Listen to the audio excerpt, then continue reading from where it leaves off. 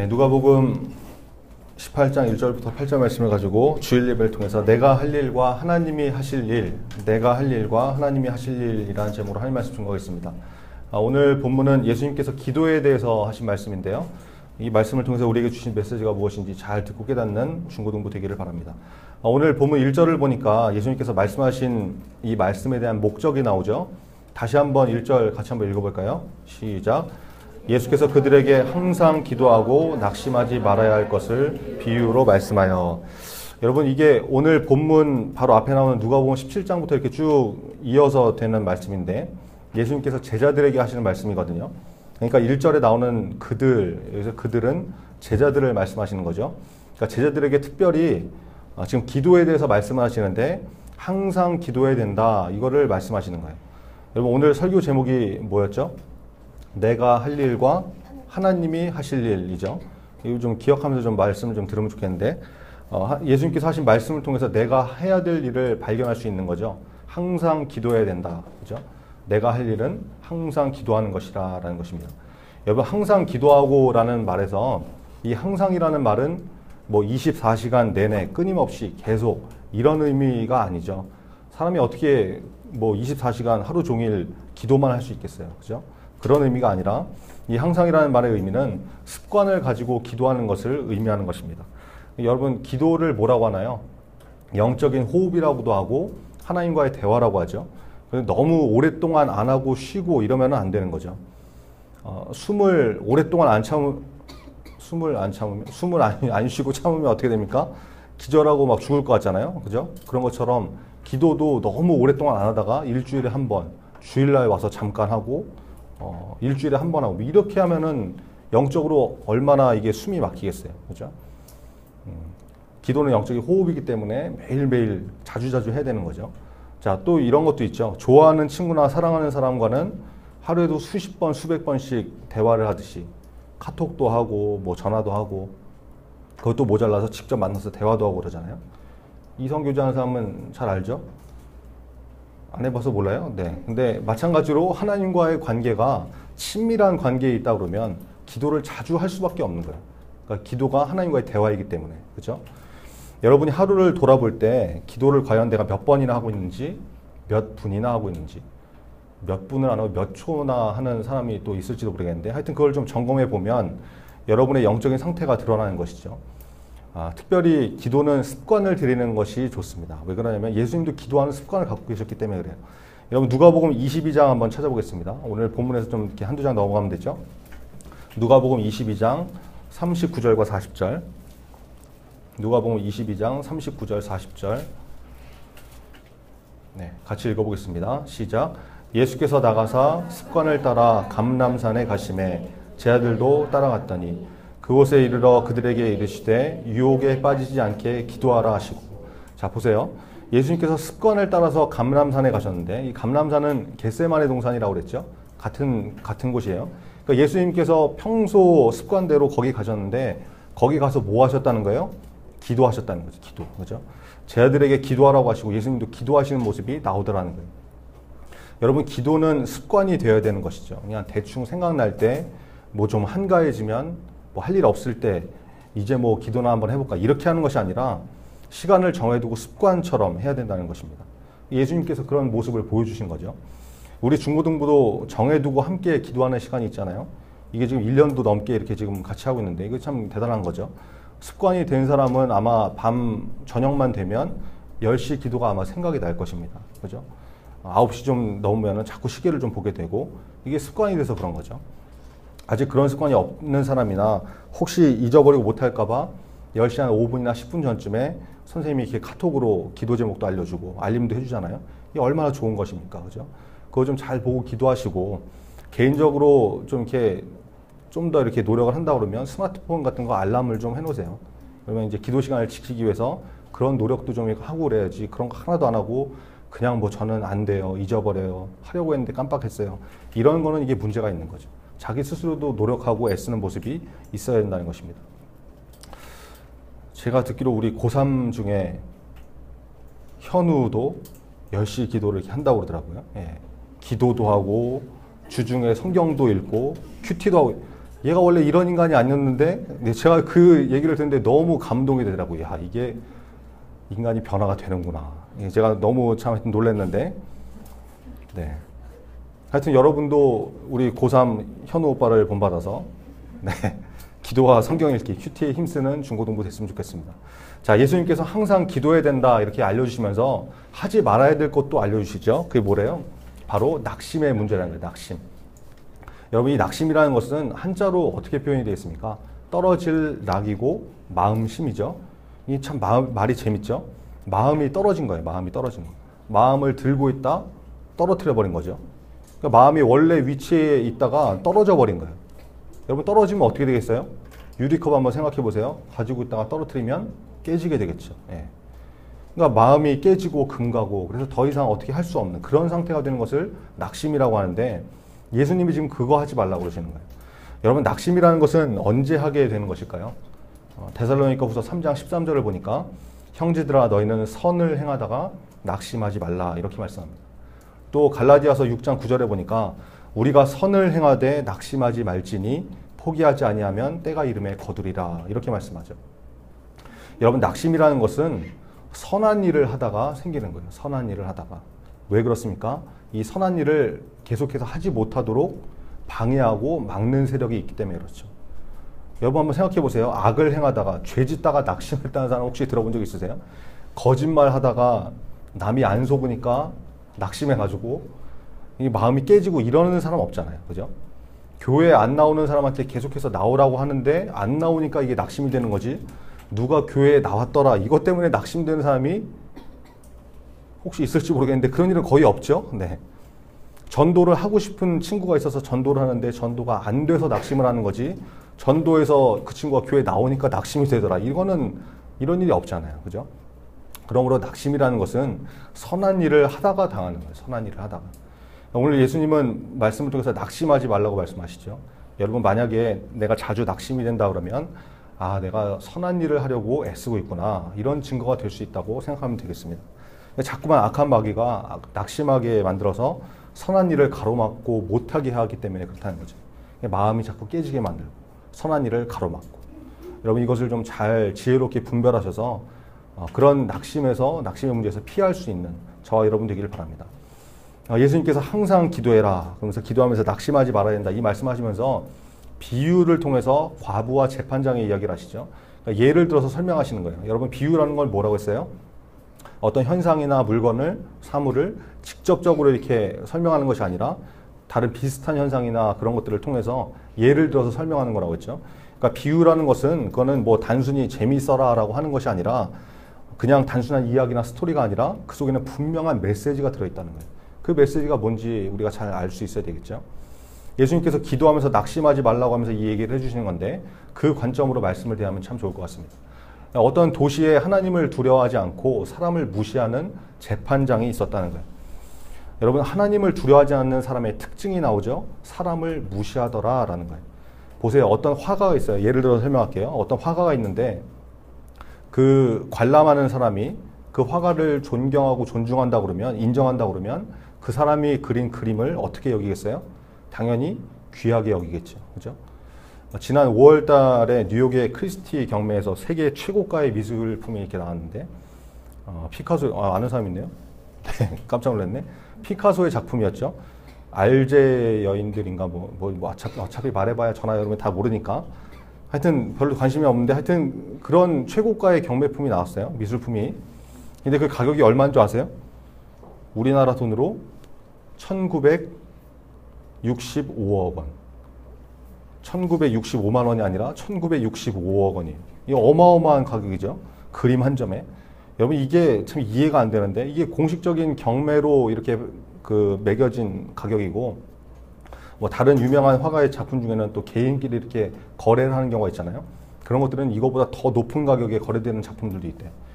그러니까 여러분 보세요. 피카소를 인정하고 존중하고 존경하니까 그 사람의 작품이 그만큼 값어치가 매겨지더라는 거예요.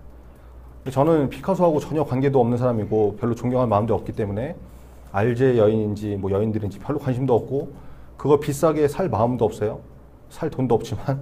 근데 그런 뭐 이렇게 유명한 화가들이 그렸는데 어떤 그림은 뭐 이렇게 무슨 뭐 페인트 끼얹어놓은 것처럼 이렇게 보여갖고 야 저런 건 나도 그리겠다 뭐 이런 생각이 들고 그러지 존경에 대한 마음이 별로 안 들거든요.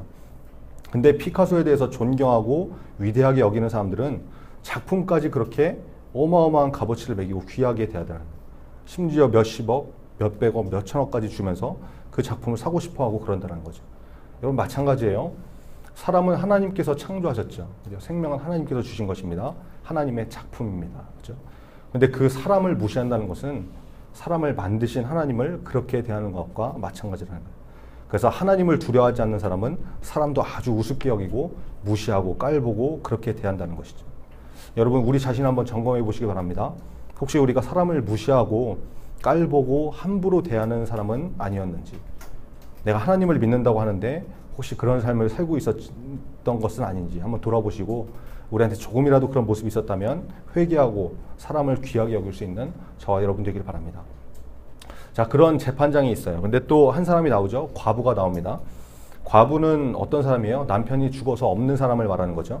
당시 사회에서는 뭐 지금도 그렇게 여기는 사람들이 있지만 여자와 어린아이, 그 다음에 과부, 고아 이런 분들은 힘이 없고 연약한 사람들의 대표적인 표현이셨잖아요. 그렇게 힘없고 의지할 데 없는 그런 과부가 자꾸 재판관을 이렇게 찾아오는 거예요. 왜요? 과부한테 원수가 있었는데 그 원수 때문에 못 살겠다, 억울해서 못 살겠다, 내 원수 좀 갚아달라 이렇게 하고 찾아왔다는 거예요. 근데 이 재판장이 어떤 사람이었다는 거예요? 하나님도 두려워할 줄 모르고 아주 기고만장한 사람이었죠. 사람 무시하고 자기 멋대로 사는 그런 사람이었는데 이 재판장이 그 힘없는 과부의 말을 들을 리가 있겠어요? 없겠어요? 당연히 없죠. 그러니까 찾아오면 무시하고 쌩까고 모른 척하고 피하고 얘기해도 못 들은 척하고 막 이렇게 했다는 거예요. 근데 계속해서 이 과부가 찾아오는 거예요. 재판관을. 제발 내 원수 좀 갚아달라, 해결해달라. 그냥 계속 오는 거예요. 계속. 그래서 이 재판장이 그냥 무시하고 모른 척하고 지내는데 한두 번 오고 말 줄 알았더니 그게 아니거든요. 그러니까 재판장이 속으로 생각을 하죠. 야, 내가 하나님을 두려워하지도 않고 사람을 무시하는 사람이지만 이놈의 과부가 자꾸 찾아와갖고 저러니까 나 참 귀찮아 죽겠다. 내가 외롭다. 저거 해결될 때까지 저럴 텐데 내가 스트레스 받아 죽겠다. 그냥 해결해주고 말아야지. 이런 생각을 했다는 거예요. 보세요. 지금 재판장이 여러분 자기가 어떤 사람이라는 것을 알아요? 몰라요? 자기가 하나님을 두려워하지 않고 사람을 무시하는 인간이다라는 것을 본인이 알고 있죠. 그렇죠? 모르는 게 아니에요. 근데 자기가 그렇다는 걸 알고 있으면서도 돌이키지 않더라는 거예요. 여러분 이게 무서운 것이죠. 그래서 아는 것과 행하는 것은 별개의 문제일 수 있어요. 아는 것과 믿음은 전혀 별개의 문제가 될 수 있다는 것이죠. 우리가 죄를 지을 때 그것을 모르고 짓는 것이 아니라 자기가 잘못된 것을 알면서도 돌이키지 않는 것. 이게 하나님 앞에 엄청난 범죄라는 거예요. 우리가 이런 인생 되지 않도록 특별히 죄를 좀 멀리 하시고 하나님과 친밀한 관계에서 조금 더 떨어지지 않도록 애쓸 수 있는 저와 여러분 됐으면 좋겠습니다. 재판장이 과부의 소원을 들어줍니다. 귀찮아서 들어주고 만 것이죠. 예수님이 이 악한 재판장의 예를 들면서 기도하는 우리와 하나님의 관계에 대해서 설명하고 계시는 거예요. 야, 하다못해 이런 악한 재판장도 과부가 자꾸만 와가지고 원수를 갚아달라, 내 원한을 풀어달라, 자꾸 와서 이러니까 귀찮아서라도 들어주는데 하물며 하나님이 야, 너네를 그렇게 사랑하시고 아끼시는 하나님 아버지께서 너네가 밤낮 부르짖는 그 기도를 들어주시지 않겠냐? 당연히 들어주시지. 그러니까 낙심하지 말고 계속 기도해야 되는 거야. 이 말씀하시는 거죠. 그래서 몇 가지 중요한 메시지가 나오는데 여러분 한번 7절 한번 같이 읽어볼까요? 7절 오늘 본문 다시 돌아와서 네, 7절 한번 같이 읽어보겠습니다. 누가복음 18장 7절 시작. 하물며 하나님께서 그 밤낮 부르짖는 택하신 자들의 원한을 풀어주지 아니하시겠느냐. 그들에게 오래 참으시겠느냐. 자 보세요. 밤낮 부르짖는 것이 나오고 그 다음에 택하신 자들이라는 말이 나오고 원한이라는 게 나와요. 여러분 하나님께 밤낮 부르짖는 자들이 있는데 그게 누구라는 것입니까? 택하신 자들, 하나님의 백성이라는 거죠. 뒤집어서 생각해 보면 하나님의 백성이 아닌 사람들은 부르짖지도 않겠죠. 그죠? 그래서 내가 기도에 힘쓰는 사람인가 아닌가 주의해서 봐야 되는 이유가 바로 여기 이것 때문에 그래요. 하나님의 백성이 아닌 사람은 부르짖지 않지만 하나님의 택하신 백성은 밤이고 낮이고 하나님께 기도하는 모습이 있다는 거예요. 그래서 내가 기도 생활에 힘쓰고 있는지 아닌지 점검해 보시기 바랍니다. 이 기준이 될 수 있기 때문에 그래요. 또 하나 하나님의 백성에게도 무엇이 있다는 거예요? 원한이 있을 수 있다는 거죠. 하나님 믿는 사람에게도 원수가 있다는 거예요. 여러분 예수 믿는다고 원수가 없어지는 건 아닙니다. 그죠? 살다 보면 그런 일이 참 없으면 좋겠는데 자꾸 나를 힘들게 만들고 어렵게 하고 자꾸만 나타나가지고 나를 괴롭게 하는 그런 존재들이 살다 보면 나타나거든요. 예수 믿는다고 그런 일이 아예 안 생기는 게 아니라는 거예요. 그런데 그때 우리가 어떤 반응을 하느냐, 이게 중요한 것이죠. 그 원수를 내가 없애려고 힘을 기르고 칼을 갈고 기회를 엿보고 이러는 거는 소림사에서 나는 것이죠. 우리는 그런 존재가 아니라 뭐예요? 그 원수를 하나님께 넘겨드리는 거예요. 무엇으로? 기도를 통해서. 그렇죠? 그러면 그때부터 그 원수는 더 이상 나의 원수가 되는 것이 아니라 하나님의 원수가 되는 거예요. 하나님께서 그 원수를 갚아주셔야 되기 때문에. 여러분 로마서 한번 찾아보겠습니다. 자꾸 이렇게 성경을 찾아보는데 좀 집중해서 한번 보세요. 로마서, 마태바가 누가 요한, 사도행전, 그 다음에 로마서 있죠. 로마서 12장 19절 한번 보겠습니다. 신약성경 한 257페이지 정도 나오는데 로마서 12장 19절, 로마서 12장 19절 우리 같이 읽겠습니다. 시작. 내 사랑하는 자들아 너희가 친히 원수를 갚지 말고 하나님의 진노하심에 맡기라. 기록되었으되 원수 갚는 것이 내게 있으니 내가 갚으리라고 주께서 말씀하시니라. 아멘. 자 보세요 여러분. 원수는 우리가 갚는 것이 아니라 누가 갚으신대요? 하나님께서 갚아주신다는 거예요. 원수 갚는 일은 누구의 일이라는 거예요? 하나님께서 하시는 일이라는 거죠. 우리가 할 일은 뭐냐? 원수를 갚아버리는 것이 아니라 기도로 하나님께 토스해버리는 거. 내 원수를 하나님께 기도로 넘겨버리는 거. 이게 우리가 할 일이라는 거예요. 여러분 예수 믿는 사람도 원수가 생길 수 있습니다. 그러나 그 원수 갚는 일은 하나님께 맡기고 우리가 할 일은 기도로 원수를 하나님께 넘겨드리는 거. 이렇게 해야 된다는 거죠. 그리고 예수님께서 하신 말씀이 있는데 원수를 사랑하도록 애써야 되는 거예요. 누가복음 6장 27절과 28절 보니까 그러나 너희 듣는 자들에게 내가 이르노니 너희 원수를 사랑하며 너희를 미워하는 자를 선대하며 너희를 저주하는 자를 위하여 축복하며 너희를 모욕하는 자를 위하여 기도하라. 예수님께서 이렇게 말씀하십니다. 여러분 그래서 순종이라는 게 거저되는 것이 아니에요. 말씀에 순종하는 게 그냥 쉽게 되는 게 아니라는 거죠. 여러분 원수를 사랑하는 거 그게 그냥 됩니까? 내 생각 다 포기하고 내 마음 다 내려놓고 죽도록 노력하고 애써야 될까 말까 한 문제예요. 그죠? 웬만한 사람들 원수 사랑 못하죠. 여러분 중에 서로 마음이 안 맞거나 스타일이 마음에 안 들거나 말이나 행동을 할 때 아주 틱틱대는 사람이 있다 그러면 그런 사람이 주변에 있을 때 그거 품고 사랑하고 아껴주는 것도 쉬운 일이 아닌데 원수를, 그죠? 나한테 피해를 입히고 나를 괴롭힌 인간은 사랑할 수 있어요? 이게 쉽게 되는 게 아니라 너희를 미워하는 자를 선대하며 너희를 저주하는 자를 위하여 축복하며 너희를 모욕하는 자를 위하여 기도하라. 여러분 이게 진짜 그냥 되는 일이 아니에요. 그래서 할 수 있게 달라고 하나님 앞에 힘을 달라고 기도해야 되는 것이죠. 그리고 기도만 하고 그냥 앉아있을 것이 아니라 진짜 그런 삶을 살도록 작은 것이라도 내가 할 수 있는 것이 무엇인지 찾아서 실천하고 움직이는 모습이 있어야 된다는 것입니다. 저와 여러분이 비록 순종이라는 게 쉽게 되는 일이 아니지만 그렇다고 손 놓고 포기하고 야 그냥 될 대로 되라 이렇게 하는 인생이 되는 것이 아니라 하나님 말씀대로 나를 쳐서 복종시키듯이 순종하며 나갈 수 있는 그런 믿음의 사람 되기를 간절히 바랍니다. 말씀을 정리하겠습니다. 여러분 기도하면 오히려 낙심될 때가 많이 있습니다. 바로바로 응답이 오지 않는 것 같이 느껴지기 때문입니다. 기도 응답은 하나님께서 가장 적절한 타이밍에 주시는 것이기 때문에 내가 원하는 시간과 맞지 않을 때가 있어요. 그래서 우리가 낙심하기 쉬운 것이죠. 그리고 선한 일을 할 때 하나님께서 기뻐하시는 일을 할 때 오히려 낙심이 찾아오더라는 것을 오늘 말씀 통해서 봤습니다. 그럴 때 낙심하고 포기하고 접어버리는 것이 아니라 재판장을 자꾸 찾아갔던 그 과부의 모습처럼 하나님께서 응답하실 때까지 밤이고 낮이고 기도할 수 있는 우리 모두가 되기를 바랍니다. 그러면 하나님께서 속히 응답하실 것입니다. 예수 믿는 우리에게도 원수가 있을 수 있습니다. 그 원수를 내 힘으로 갚고 쓸어버리고 없애버리는 것이 아니라 기도를 통해서 하나님께 그 원수를 넘겨드리는 저와 여러분이 되기를 바랍니다. 그러면 그때부터 내 원수는 나의 원수가 되는 것이 아니라 하나님의 원수가 됩니다. 하나님을 이길 자는 아무도 없죠. 그 원수는 반드시 박살나게 되어 있습니다. 이 지혜를 깨닫고 이 말씀에 순종할 수 있기를 바랍니다. 그래서 내가 할 일은 기도하는 것이고 낙심하지 않는 것이고 예수님 말씀대로 원수를 사랑하기 위해서 애쓰는 것입니다. 하나님이 하실 일은 내 원수를 갚아주시고 내 기도를 들어 응답하시는 것이 하나님이 하실 일입니다. 여러분 이 말씀 기억하면서 내가 할 일은 무엇인지 잘 기억하시고 말씀대로 한 주간 기도에 힘쓸 수 있는 중고등부 다 되기를 간절히 바랍니다. 기도하겠습니다. 네, 오늘 말씀 기억하면서 기도가 습관이 되는 사람이 되게 해달라고, 밤 10시 기도에 열심히 참여하는 중고등부가 되게 해달라고, 그리고 원수를 하나님께 맡기고 원수를 사랑할 수 있는 그런 순종의 사람 되게 해달라고 오늘 말씀 기억하면서 같이 기도하겠습니다. 아버지